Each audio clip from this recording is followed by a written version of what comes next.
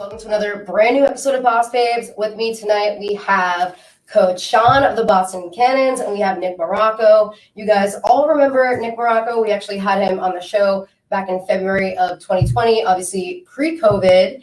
But the main reason why we are on here today is to talk about all about their championship that they are currently celebrating, and they just started their own brand called Peak Pro Sports.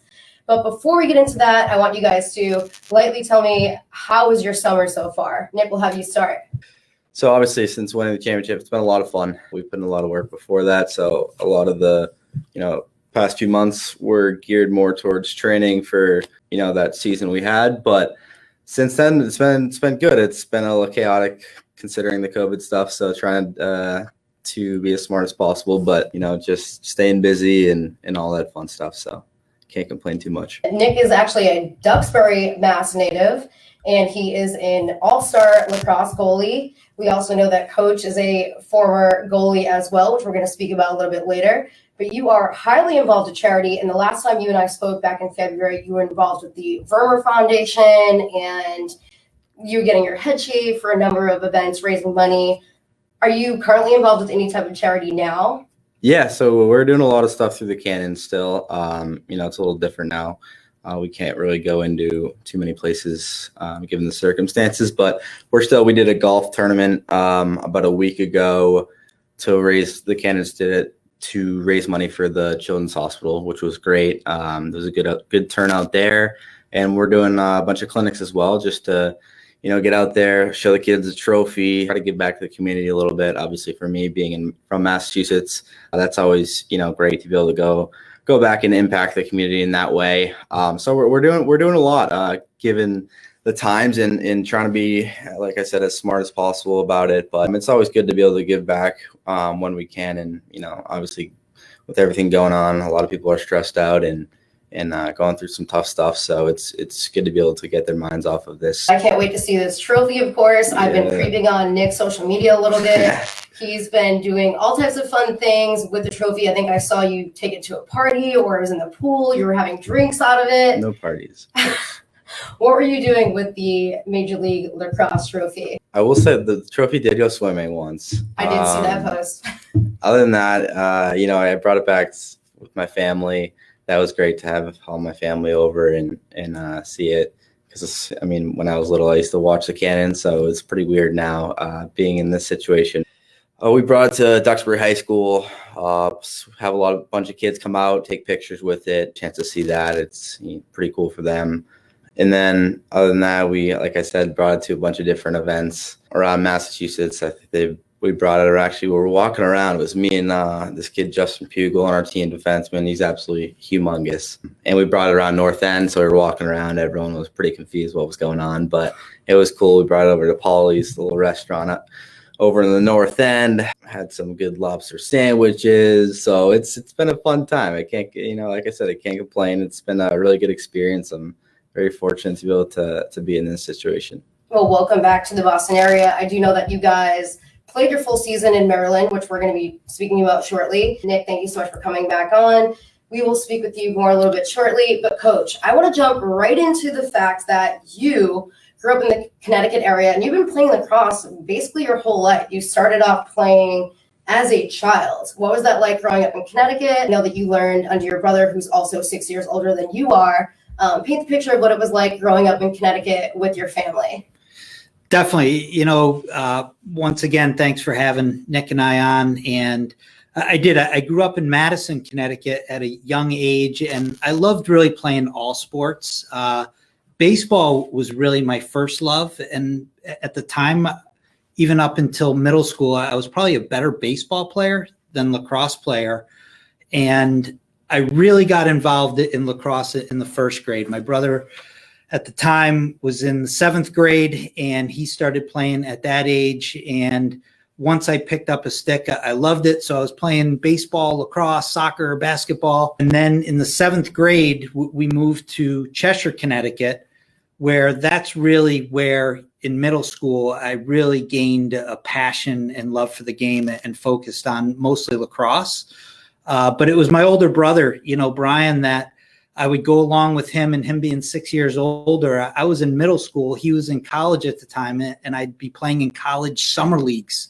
So I was exposed to a high level of lacrosse, and I was forced into playing the goalie position almost at the college level during the summers, which, I think really made me appreciate the game and the position and made me better playing at a high level at a young age. 7th or 8th grade, rather, that's when I was like, I definitely just want to be a goalie. And coming into high school, I played for a gentleman at Cheshire High School, Paul Adams, who was a tremendous father figure and a mentor to me.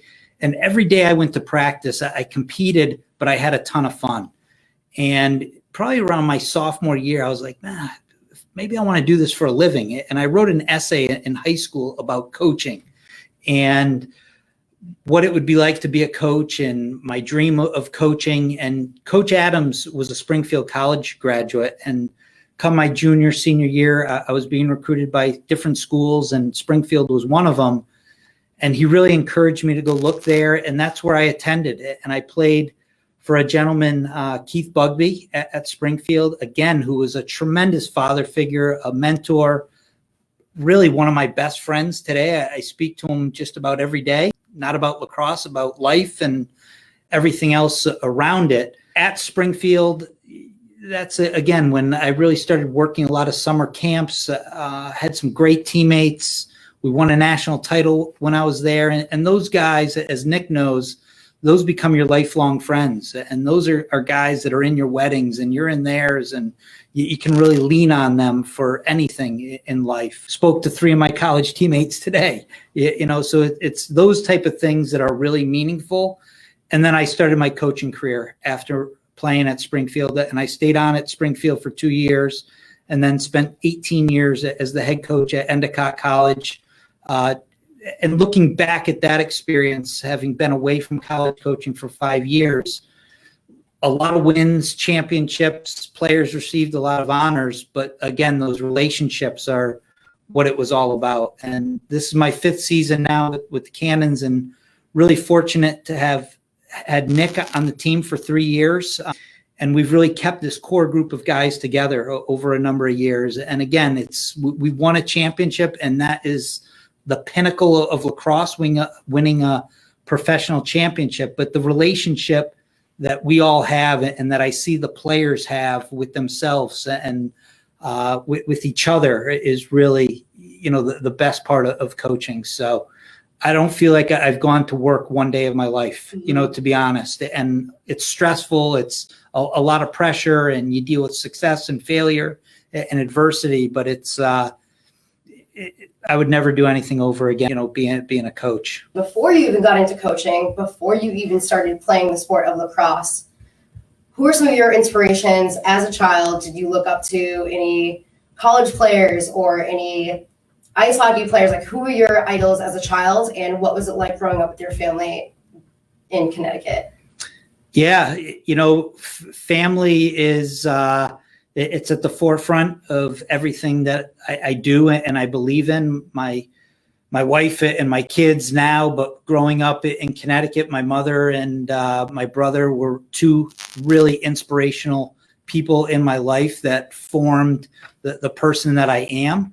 And then, some sports figures and people kind of that I emulated are Paul Schmoller, the late Paul Schmoller, who was a 4-time All-American goalie at Cornell, 4-time USA team goalie, gold medalist, really somebody I idolized, but then, and I tried to emulate my own game after, but then became a friend and really a mentor. And Paul passed away several years ago of brain cancer. And he's somebody always when I step on the field that I think about how hard you got to work and why you're doing this and that sort of thing. Professional athlete Walter Payton, sweetness, my favorite NFL player of all time, just a grinder. My daughter's name is Peyton. We joke with her that we named her after Walter Payton for sweetness, but not always the case. There's some people that I've really looked up to amongst my leaders and mentors, and obviously my coaches that I mentioned. It's great to have those amazing mentors, especially starting off at such a young age. You said you started playing lacrosse in 1st grade, and you became a goalie in 7th grade. So how did you transition from being a field player to becoming a goalie, and why did you want to become a goalie? I know that I asked Nick that question before, and he kind of talked a little bit about the fact that his sister was involved with the sport as well. And obviously he has a love for ice hockey. Why did you want to become a goalie when you were younger? Yeah, so it's a great question. I started off as a midfielder, a lot of running. And then in the 7th grade, I was diagnosed by a school nurse with atrium septum defect, which is a heart condition. Long story short, I ended up having open heart surgery going into that year, and obviously had to take some time off of sport. And to be honest, I was afraid to run. Like I had this in my head, like if you run too much, you run too fast, you could have a heart attack, which clearly wasn't the case after my surgery.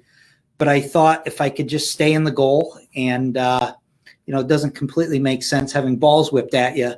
But that was one of the reasons I got into the goal, was because of that surgery. And again, it's the best decision. I have no idea where my playing career or coaching career would have went if I didn't make that move. And I became a goalie. I loved the different stick, right? It's a bigger stick than the field players. And like I said, going around and playing summer leagues with my brother, it was somebody for him to shoot on in the backyard. When he was home from college during breaks, he would shoot on me. So it was kind of a nice tandem to transition into that position. Once I did, I loved the pressure of it. I absolutely, that's what I thrived off of as a player, was just having a lot of pressure on you. And I know Nick can relate to that you got a lot of it's like a football quarterback or a baseball pitcher. Like you're the guy out there in a way, with people supporting you. And I always thrived off that. I love that answer. And I wanted to ask you about it because I think at some point I'm going to go back and forth and ask you guys some goalie questions together towards the end. You guys are now listening to the Boss Babes. I'm your host, Brittany Baldi. We are here with Nick Marrocco. You guys actually listened to me interview him back in February on our show. We are recapping with him what he's been up to. And we have Coach Sean with us as well, Major League Lacrosse coach for the Boston Cannons. And we already discussed the fact that you played at Springfield College. You were a 2-time All-American, a National Goalie of the Year, and you won a national championship. So let's discuss a little bit more about what it was like playing in college. It was a transition, right? I think for a lot of high school players, maybe you're an all-star in high school and a captain of your team, and you go off to college and you're the little fish in the big pond again. And that's exactly what I was as a freshman. I played 3 minutes my freshman year, and I was questioning myself as a young man. Am I good enough to do this? Am I talented enough? Am I working hard enough? And I persevered through that freshman year, and I had an All-American goalie in front of me that was a junior. So a couple years older, he was going to be a senior going into my sophomore year. And I went home for that summer and said, I'm going to compete as much as I can and try to beat this guy out. And I think that's a really important lesson for all athletes, because you never know what's going to become. You may not end up beating that player out. He's still your teammate. But come that fall, that All-American goalie wasn't back. He left the college for different reasons, and I had to step into a starting position role. And if I hadn't trained and been committed to the team, I would have let my teammates and my coaches down and myself down. So that fall I came back and I earned that starting position, and obviously played 3 years at Springfield, and I just had remarkable teammates, as I mentioned earlier, that are some of my closest friends today. And that's really what you look back at, is those relationships that you built and the lessons that you learn through adversity and success and failure on the field and off the field. Sometimes I always say you learn more on a field than you do in a classroom. And I think having great coaches was a big part of that. So. What were some of your most memorable moments being on the field? Do you have any funny traveling stories? I know previously Nick told me a story where he was traveling, I believe, with the Cannons. Their bus got broken down. Oh, Georgetown. Their bus got broken down. Was it for college? Yeah, it's college. That was college. That was terrible. In college, the bus was broken down in the snow, and you guys had to sit around for a while. You want to retell bits and pieces of that story for people that are listening, and then I want to see if you have any memorable stories that you can tell that you remember from college. It wasn't a very fun story, but we basically we're driving from DC to Hofstra, and what was supposed to be like, I don't know, what is it? Probably a 8-hour trip. We got stuck in a snowstorm on the side of the road, and we were in the bus for, I think it was 22 hours. Ran out of food, ran out of water. Obviously, people had to go to the bathroom somewhere, so either it was happening in the bathroom early on, or we were just going in water bottles. But long story short, wasn't a very fun trip towards the end. I think people wanted to punch each other in the face at about hour 16, and eventually we just had to turn around and go back to campus. Didn't get to play the game, so that kind of hurt our win-loss ratio there. And some people's stuff were just a mess. We were wearing suits up to the trip, so we were sitting 21 hours in suits. It was a mess, but it was funny, and looking back on it though. Coach, do you have any memorable stories from when you played in college? You know, all those bus rides and road trips and hotel stays and just the laughs that you would have with your teammates are great memories that you still chuckle about. Sophomore year at Springfield, you know, it's not like now where you have your physical plant or outside companies coming in to plow the fields when they have snow on them. It was a cold January, February day. The snow was on the turf, and our coach had asked us to shovel the turf. So I got to practice, and no gloves, no boots. I wore Chuck Taylors, all right? If you all know what Chuck Taylors are, they're classic, right? So I was wearing Chuck Taylors to shovel the turf. Well, a day later, I couldn't feel my feet because I had frostbite. And a week later, we were leaving to go to Colorado to play Air Force and Colorado College. So literally on the flight to Colorado, I'm sitting next to our athletic trainer trying to convince Wayne Rodriguez to allow me to play the game. It would be my first college start. Long story short, he did allow me to play. But the kicker is probably 15, 20 years later, my wife, who was at Springfield, she was an athletic training major, and Wayne Rodriguez would always give this example in his class of this student athlete that was foolish enough to wear Chuck Taylors, but never gave my name. So my wife is telling me this story about this idiot player who's shoveling the turf in his Chuck Taylors, and I'm like, that was me. And you know, it's a classic story just of doing what you got to do to get a field clear and everything else. But a lot of great memories, you know, with your teammates on the road and the crazy stuff that you do as a student athlete. Well, I'm glad that I asked that question. I found that really interesting that you ended up playing with frostbite. It was cleared up. Let's make that a statement. Did your toes like almost fall off? No.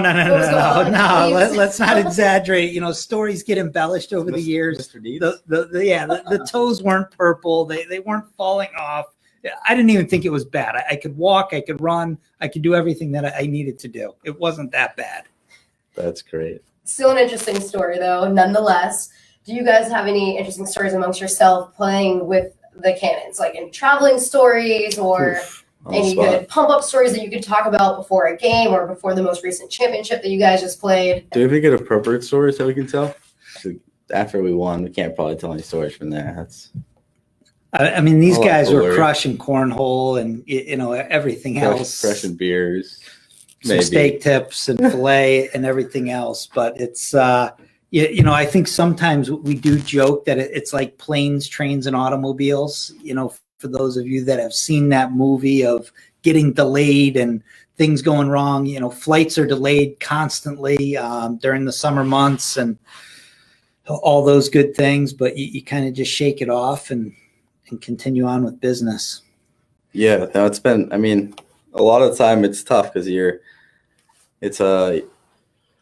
when it comes to like game day, it's very much, you know, serious business, and then you're trying to prepare during the week, also trying to create that team chemistry with all your teammates throughout the year. So it's a lot of fun, but it's definitely stressful at times between traveling, playing games, because every game honestly counts with the number of games we play, and then obviously trying to have fun after games and keep that team chemistry going. But I think we have a great group of guys. That's been the biggest thing, especially this past year and even the year before. We had a really good group of dudes who won. Obviously, we had the same goal of winning a championship, but I think at the end of the day, it was also, the big thing was we really enjoyed being around each other, and guys who I'm really close with now. And I honestly didn't really think that was going to be the case after college, just because some of those guys I played with at school are my best friends. So I was like, all right, that's maybe that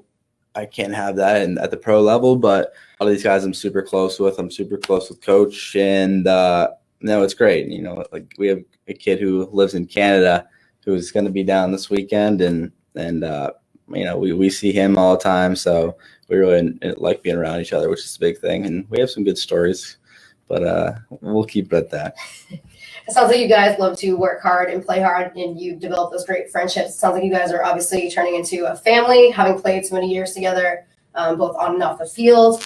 And we're going to switch into, obviously, we've been talking about Coach growing up in Connecticut and the fact that he started playing lacrosse at a really young age. We discussed the fact that you went to Springfield College and you played very well there as a college athlete. Let's transition into your coaching. So you did 18 years at Endicott, and you were 2 years as an assistant at Springfield, which is where you went to college, correct? Correct. What was the experience like being able to be an assistant coach at the same college that you actually played at? We'll start there.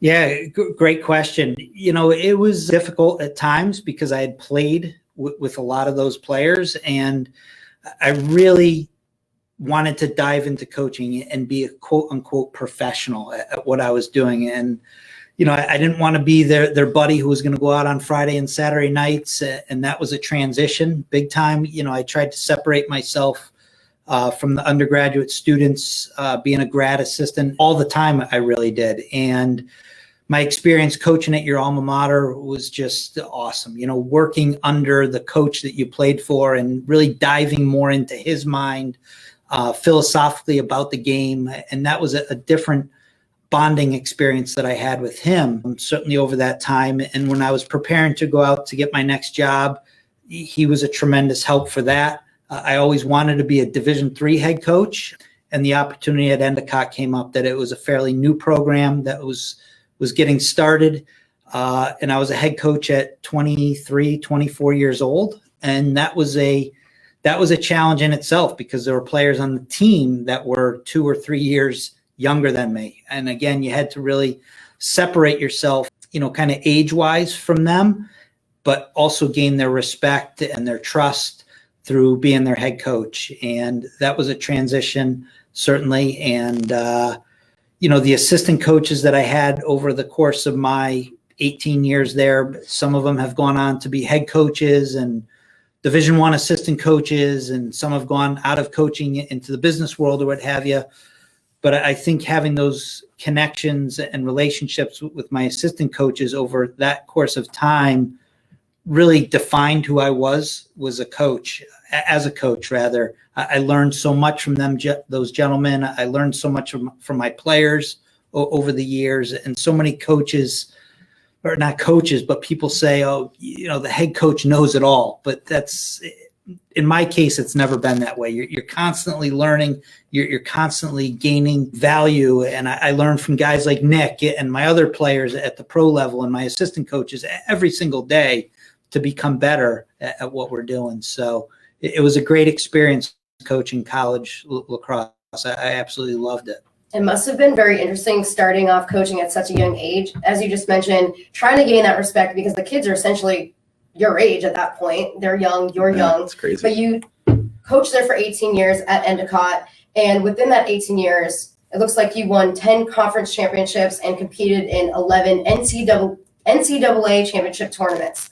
What was that whole experience like? Obviously, you guys had a great team, competed at a high level. Describe that for us. As a coach and at the college level, really any level, your first and foremost objective is to make it a great experience for your student athletes. We always tried to build the program around hard work, being blue collar, just grinding away, holding yourself accountable, holding your teammates accountable, having a lot of respect for yourself, but also your teammates, and really being a family. And I think that term family and teams gets overused. It's not all peaches and cream with the family. There's going to be arguments. There's going to be disagreements. There's going to be good times and bad times. And when you work those things out through those times, that's when you know you're a family. And when I say we, our staff and our players always came back to those core standards. And I think that's why those teams were successful with winning, whether a conference championship or NCAA tournaments, was the camaraderie, the belief in one another, the hard work. We would beat plenty of teams that had more talent than us, but I think we had that mental and physical edge to outperform a team on any given day because of that kind of that philosophy that my coaches and myself and ultimately the players really bought into. Sounds like you guys absolutely crushed it. And as we transition into the fact that you now have been coaching with the Boston Cannons for 5 years as the head coach, I'm pretty amped up because we are actually sitting in the Cannons headquarters in Quincy, Massachusetts. Yeah. Again, thank you guys for having me. I'm your host, Brittany Baldi, with the BosBabes. What is it like being the head coach right now for the Boston Cannons? Obviously, you guys recently just won the championship, which we're going to discuss with Nick as well. But what has it been like the last 5 years coaching such a great team as a professional coach now? It's a dream come true, to coach at this level and to compete and win a championship with this great group of men. Last season, when we lost to Denver in the semifinals out in Colorado, it was heartbreaking. Not so much that we couldn't compete the next day, but we weren't going to be in the locker room and with one another the next day because it was such a close-knit team. But reaching that pinnacle of winning a championship, it's been, to be honest with you, like you mentioned, I've been here 5 years with most of my coaching staff and a number of those players, and it took a little bit longer to win it than I was hoping to, that we were hoping to, but it is a process. And that's kind of what I learned coaching at this level, even more so, is everything's a process. It's a journey. It's going to take time.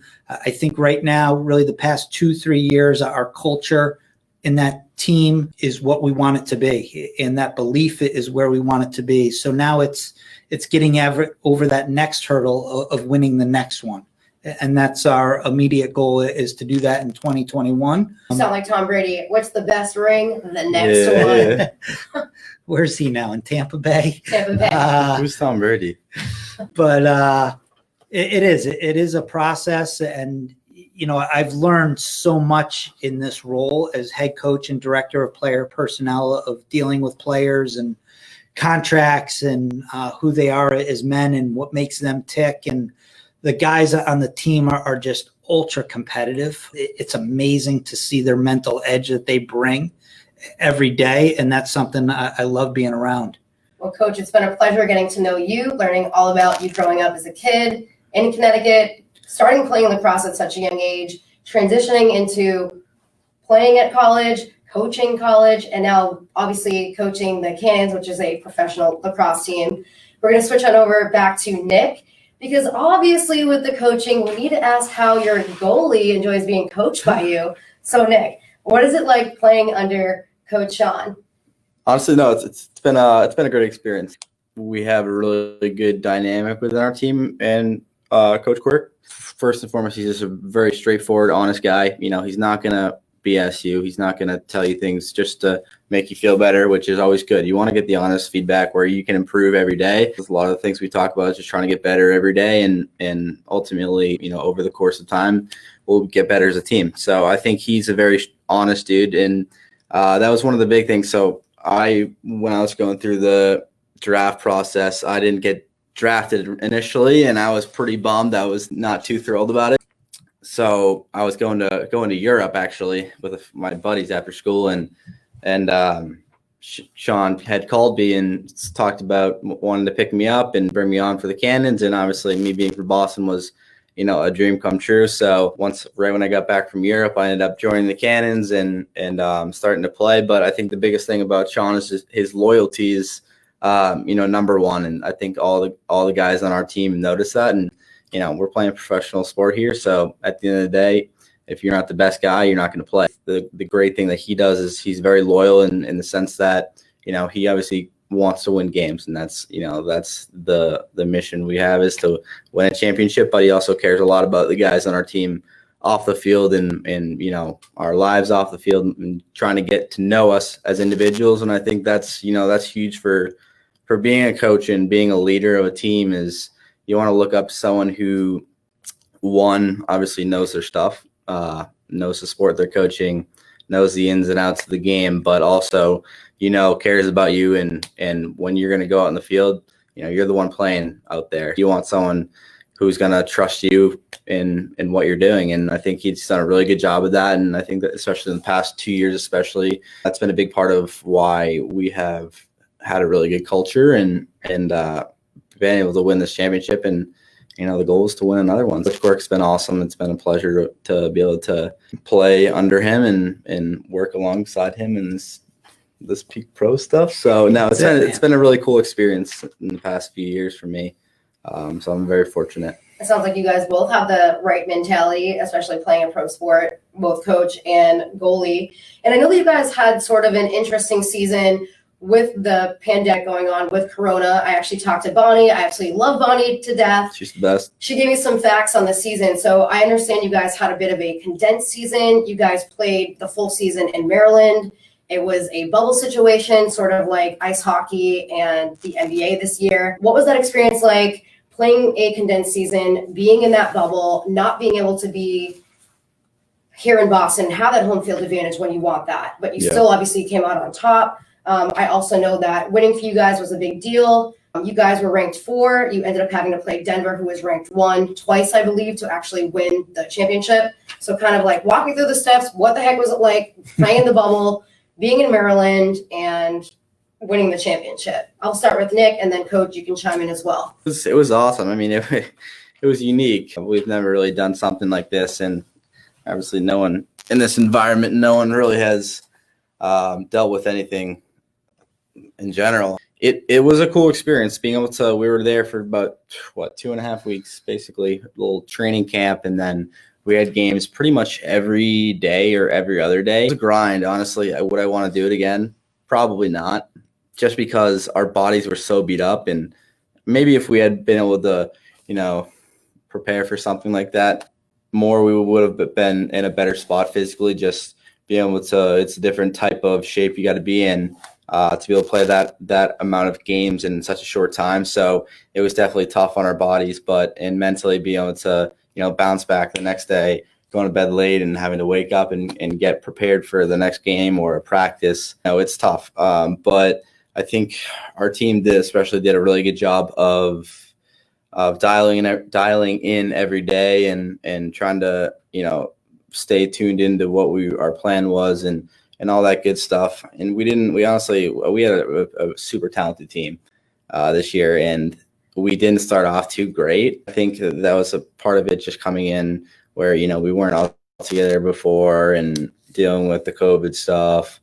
We weren't able to really develop that chemistry right away, and it's tough. So it took us a little bit to get going and ended up being in 4th place going into the playoffs. So it was a tough spot, but we ended up playing what everyone thought was the best team in the league at the time. And I think at the end, it was just kind of more the grit of the guys being able to win that game. And like I said, we had a ton of talent, but we also had some guys who absolutely grinded it out. And we had a guy, Johnny Upgren, who had 5 goals, and people wouldn't have expected him to come out and have such a big game, but we all knew the amount of talent he has and what he can bring. And with people like that who came out and just grinded and busted their butt and did what they had to do to make plays and win the game. So it was fun. It was cool being around everyone every day and in the hotel, and couldn't really leave. So it was interesting to say the least, but that's what we have to deal with these days. Well, it sounds like you guys obviously busted your butts for that 2 weeks, but the hard work obviously paid off. Coach, what are your thoughts on playing in the bubble, winning the championship? Obviously, we've already spoken a little bit about it, but what was it like having to constantly be on the go, your mentality of coaching them? What was it like playing for 2 straight weeks, essentially? Yeah, I think, Nick hit the nail right on the head with the grind that it was for those 2.5 weeks. And Division I lacrosse or professional lacrosse, these men are used to playing 1 game a week, more so like the NFL as opposed to maybe some other professional sports. And it's taxing on their body. They were preparing for a 10-game, 1 game a week season. And this came about really 3-4 weeks before we were going down to Annapolis. So they really had to not only adjust physically, but their mental mindset had to adjust going into this. And we were confined to the hotel in the stadium. So that was a great opportunity, as Nick said, for us to be together, that whole amount of time. And I think some of these guys got pretty good at PlayStation over that 2-week period and everything else. But that it came down to the championship game, right? It's these guys, these men, these players, they worked so hard from that last second that Denver game ended in the semifinals last season to let's go 365 days forward, training and re-signing players and drafting players and the whole process that we talk about into going into a season. And it came down to 60 minutes, right? And we were actually down 5 players going into that championship game because some players opted out, which was their choice and a very respectful one that we appreciate. And we were down 5 players on a 115, 120 degree day out on the turf. And we talked in the locker room before the game that we had 60 minutes and just take 1 minute at a time. Things are going to go well. Things aren't going to go well. Just reset that next minute and go ahead for that next minute of the game and do it for 60 minutes. And really, I can say what these guys did with their mental edge was that they played 56 minutes and they won 56 minutes. There were a few minutes of a run that Denver had it, and that's going to happen in any game, but they only let it happen once. And I really believe, having watched that game several times and breaking it down and talking to these guys, that was the difference. They had the mindset going into it that all the hard work that they put in for a whole year, they weren't going to let it slip by in 60 minutes. Well, I just want to congratulate both of you guys for having an amazing season, considering what is going on with the corona, the pandemic, and being condensed, not having all of your players, people opting out last minute. But again, congrats. Hopefully you guys can hold on to the trophy maybe this upcoming season as well. And obviously we've been talking about lacrosse this whole show, going to college, playing in college, becoming a pro. Both of you guys were goalies, coming together not only with the Cannons, but also now you guys started your own brand, Peak Pro Sports. Nick is actually rocking a shirt right now. They have their own social media. You guys can follow them on social media. I believe it's at Peak Pro. Yeah, Peak Pro Sports. Peak Pro Sport. They have all types of amazing items up there. It's high quality lacrosse equipment and also great apparel. So I want you guys to both sort of talk about the brand, why you guys created the brand, and what does it mean for you. Coach, you want to start first? This came about maybe over a year or so ago, I believe, where Nick and I were talking just a lot about equipment and, different products that he has used most recently. And after a lot of discussions, we developed a shaft that we may end up manufacturing. And Nick used it this season along with 5 or 6 other pro players that were sponsored by Peak Pro. And then we started in a complete apparel line that is just comfortable. It's flashy. It's high quality. It's competitive, out there. And for us as the founders of this company, our whole idea behind it was to provide to the lacrosse community something that is high quality, that is densible, that is terrific, that's flashy, that there's a lot of companies out there, but we wanted to make it price affordable as well for people that are playing the sport. So we didn't give away any of the quality to make it a lower price. And that's something that I think both Nick and I are really proud of through this company. We've gotten great feedback on the products that we have out already, and certainly excited to launch new ones down the road as well. So, and Nick, just with his background, currently as a player as well, there's no one better to know product, but his business mindset coming out of Georgetown and having that of how to grow the business and the timeline of things to do has been really enjoyable. And I love the name Peak Pro Sports. I want to get some background story on why you guys took that name. I love it because everybody has their peak, or everybody reaches their peak, whether it be a teacher or somebody in fitness or a professional athlete. Once you reach that peak, you always want to try to do better than that peak, even if you can't. So what is the meaning behind Peak Pro Sport? Why do you guys choose that name? Nick, I'll have you answer that question. All right. So, like Coach was saying, basically a while back, we talked about different products. We'd always just talk randomly about, lacrosse stuff in general, but we wanted to bring, we have a bunch of different products we're going to be doing down the road that we can't really talk about totally yet. The biggest thing was we wanted to, like Sean was saying, bring somewhat flashy products. I love the apparel side of stuff. So, I'm really into the designing and all that fun stuff. So we wanted to bring, products that young kids, lacrosse especially, it's growing a ton at the youth level. So we wanted to bring products that kids would like, what they would like to wear, they would like to use. A lot of the products we have brought are very clean in style. So that was big. And like Sean was saying, first we started off by doing 3 different types of shafts. There's different preferences, like in any sport, the type of material you're using. So we wanted to present players with different options, because I know for me personally, playing for so long, there's certain brands that I've had to use, but I really didn't love that type of material. So we wanted to be able to give players different options and also, at a great price where we're not losing any quality, but we're also way lower than anyone else, in the sense that we know, we're not compromising a kid who maybe can't afford that shaft, but still wants to play the sport. We're big advocates on trying to grow the game, so that was big. Sean had actually started a company called Peak Goalie a long time ago, and has had it for years now, and it's been incredibly successful. That's where the Peak came from.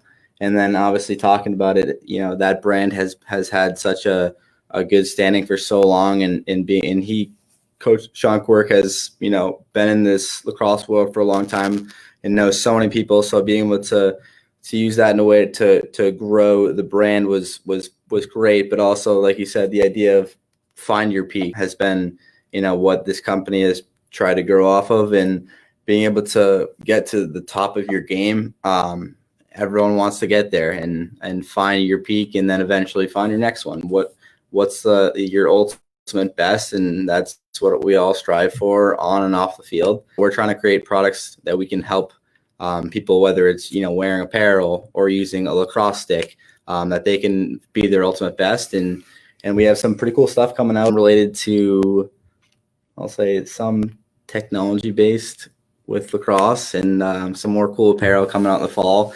So we're excited to see where it goes, and it's had some really good feedback so far. We've had a bunch of pro guys using it this season, taking it one step at a time, not trying to rush anything as far as releasing products, but it's been a really cool experience.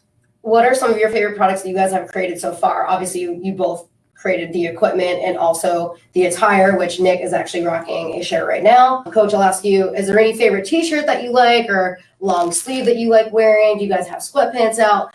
Let's talk a little bit about the actual apparel line itself, the way people can kind of get hyped up and know what to look for when they're looking on the website when they want to buy something. Because I'm all about rocking the leggings and a cute backwards hat. A little bit of a tomboy myself, as you guys know, played sports when I was younger.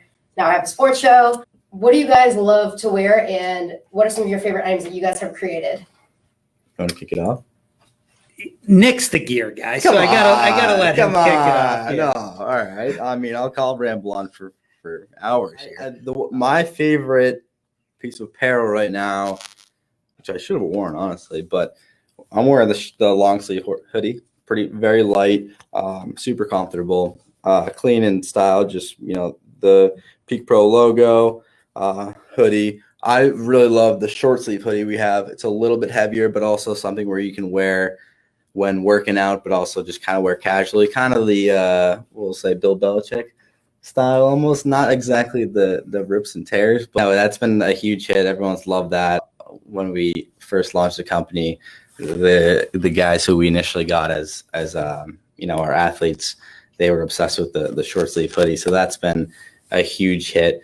And then I'd say, for the shafts, all three are great. I personally use the composite shaft, and then we have a metal one, and then another partially composite shaft that we produce. So I'm a big composite fan, and I've been using that. But let's hear your input now. Come on. Yeah, what are some of your favorite items? I knew he was going to say the short sleeve hoodie. He rocks that thing all the time. I do wear it all the time. All the time. You've got some swag. Come on, let's hear it. What do you like to wear? The t-shirts, the sweatshirts? I love the Feel Good tee. It's comfortable. It's soft. It feels like you've washed it 50,000 times, and it's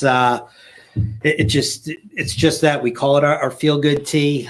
So I wear that quite a bit. I love the shorts. They got pockets, so you can put your keys, your phone in there, use those to go for a run or just lounge around on a Sunday or work out in, whatever it may be.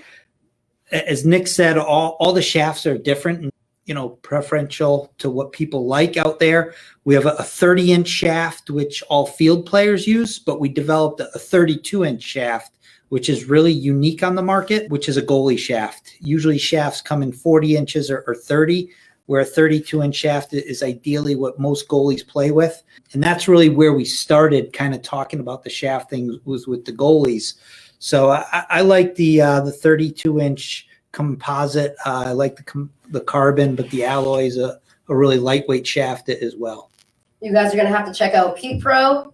Yep. They have a website, I'm assuming, right now, and obviously they have social media, so you guys can purchase their items right now. I cannot wait to wear some of your items. I know my boyfriend is excited to check them out as well, because he's all into the athletic gear himself. Thank you guys so much for listening. Shortly, we're going to be talking about charity, some fun facts about Coach and Nick Marrocco. Before we jump into charity and some fun facts, where do you guys see the future of Peak Pro going? I know you lightly touched upon it already. You said you have some new items coming out, but what is the ultimate goal for Peak Pro? When we launched the company this summer, it was a soft start, right? We got it in the hands of a number of the pro players in Major League Lacrosse and have been doing a lot of sales, mostly online right now.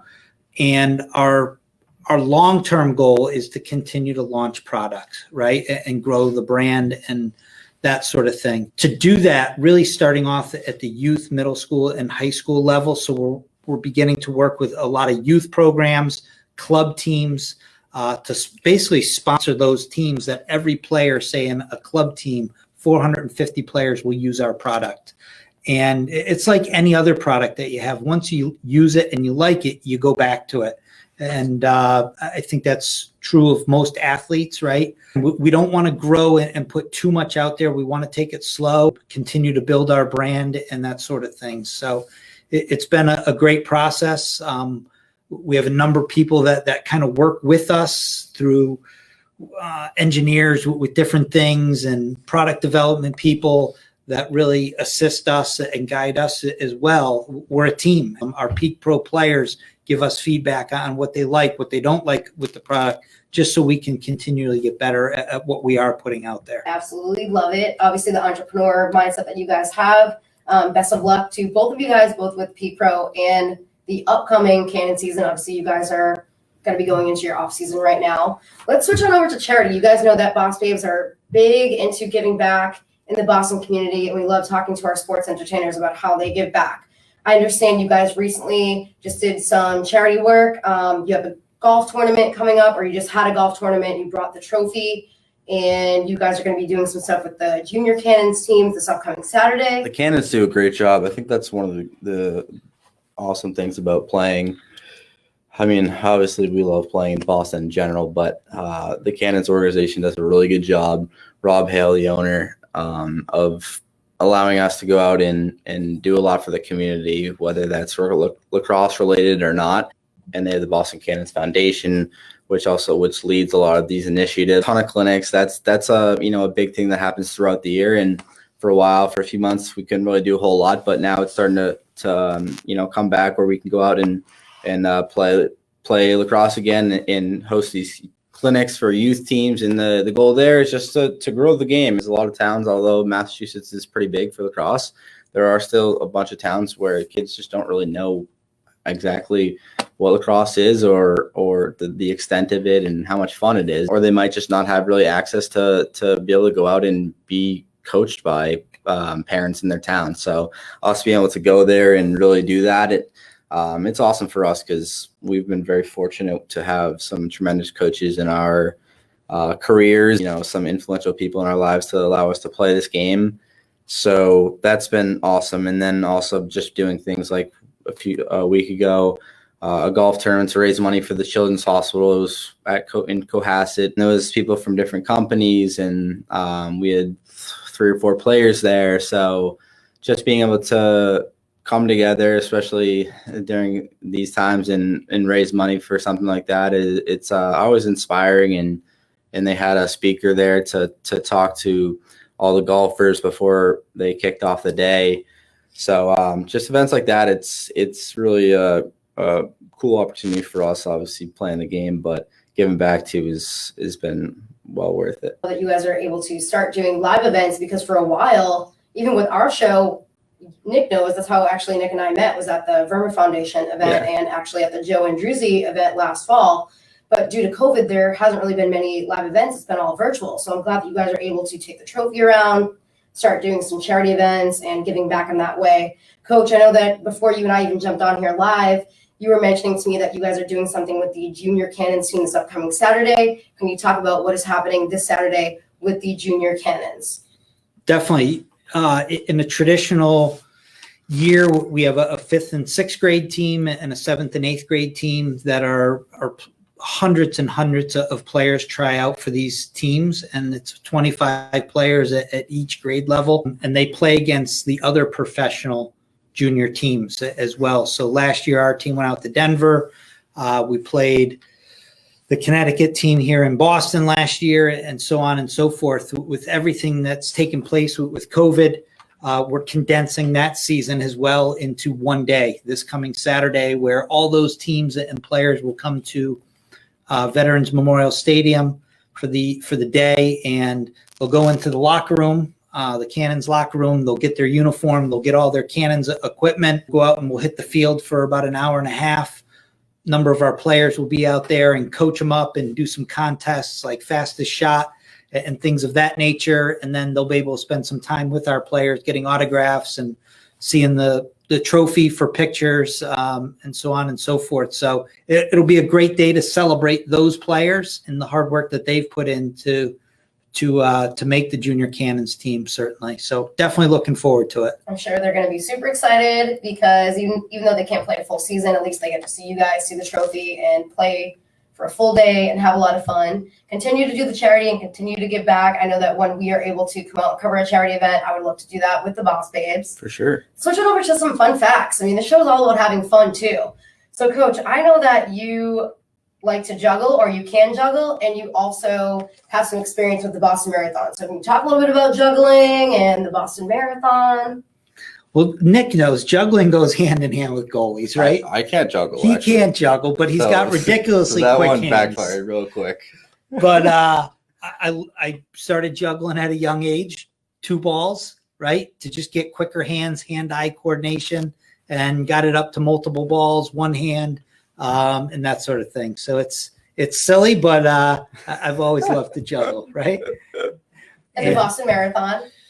Yeah, I talked a lot about, being a midfielder and transition into goalie, and I've never really been a long distance runner. You talk so much about charities that was really involved with Team Impact, which is an organization founded by the Crafts, which is for children with life-threatening or terminal illnesses. And when I was coaching at Endicott, we drafted a young man, Kenny Wallace, who's a big part of my life. He's still part of the Endicott program there. And I saw an email come through to run the Boston Marathon for their team, and didn't train a day. I signed up for it, and then actually our wellness coach for the Boston Cannons, Lauren Watkinson with Living Proof Wellness, trained me for both of my marathons and really got me to that mental edge and that physical edge to run the marathon for Team Impact. And had my open heart surgery at Boston Children's Hospital and came across another ad to join their team.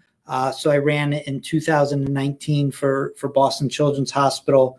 And then this year was slated to run for Teddy's team, Teddy Bruschi, with his foundation. So I think my marathon days could be over, though. The body's taking a toll on it, but the best part, honestly, was giving back to those charities and, visiting Children's Hospital and certainly visiting with Kenny, and those people inspired me to finish. We got the juggling, we got some marathons, and switching on over to Nick. Oh. We want to know, what are some of your favorite game day eats? Oh, like if you're let's sitting go. down, you're watching a Boston Bruins game, because I know you love ice hockey. If you're watching Yeah. the Patriots, maybe before or after a lacrosse game, what do you like to snack I on? like to eat a lot before games. On game day, I'll have a good breakfast. Breakfast is my favorite, but other than that, I don't eat a lot before games.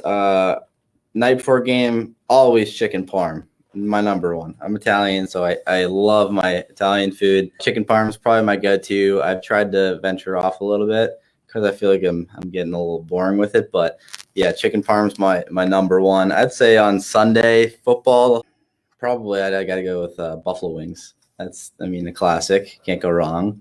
I made buffalo chicken dip today. Maybe actually. some It was really guac. good. Oh, buff chick dip. My sister does make some fantastic buff chick dip. Can keep going. I like to eat, so chips and guac, the usual.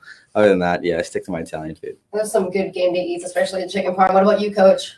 Got to go with the wings. Oh, yeah. Great, well done chicken wings, bone in are the way to go, and nachos grande. Just Nachos load it up, right? A big plate of nachos, everything on it, Oh yeah, right? you can't go wrong with that. And Come on. water with lemon. Ooh. You can't go wrong with loaded nachos. Anything on top of the nachos goes, especially barbecue chicken, the whole 9 yards. I'm all about the I'm the hungry. wings I'm and the hungry now. nachos. Jeez, get over some food after this. And before we wrap up, I also love to talk about Positive Pop. Positive Pop is all about, do you have a favorite mantra that gets you amped up? Start with you, Nick. What is your Positive Pop? And then, Coach, we'll have you speak about your Positive Pop, have you guys talk about your social media, and then we're going to close out the show. My positive pop. I would say probably just trying to get better every day, as cliche as it is. Yes, especially like with COVID and everything, it's tough, trying to focus up every day, whether it's you're working, whether it's, you're more entrepreneurial in spirit and trying to get something going. It's just trying to get better every day and in life in general as a person, in your career. And I think that's something I try to focus on a little bit. And it's tough. I definitely, there's days where, maybe I didn't get better. It's definitely something, especially during these times, is just trying to better myself a little bit every day, and especially in my career and as a person, is just trying to do what I can and trying to stay positive in that way. And it's, it's not perfect all the time, but I try to bring that into lacrosse as well. Some excellent Positive Pop. Coach, what's yours? I wake up every morning just having that outlook of being positive and being optimistic, and take whatever comes at you in that positive way and try to look at things optimistically and try to prepare the best that I can. And if you're not preparing, you're failing. And I love, and I listen to it literally every day, a song by David Bowie and Queen, Under Pressure. I love pressure. I love kind of that fear of failure. And I think that's kind of a way to make yourself great and make others great. More importantly, around you is. I love the butterfly feeling. Absolutely. To have some pressure on you at all time, but look at things positively and optimistically. That is some excellent Positive Pop. And where can people find you guys on social media, so that way they can keep up with Peak Pro, the Cannons, what you guys are doing individually? Obviously, I know you guys have Instagram, you have Facebook. Where can people find you guys, so that way they can continue to follow your careers? Yeah, you could Peak Pro. All the social media is Peak Pro Sport. Website peakprosport.com. My Instagram's Nick Marrocco1, and that's about it for me. Coach, what about you? I know you have social media as well. Yep, my Instagram is Sean_Quirk, and that's where people can find me there. You guys did such a great job today. Thank you so much for coming on, and I would love to come cover a live event when I can. Yeah. Best of luck next season with the Cannons, and best of luck with Peak Pro, and thank you guys again for coming on the BosBabes with me. Awesome. Thanks for having us. Thank you so much.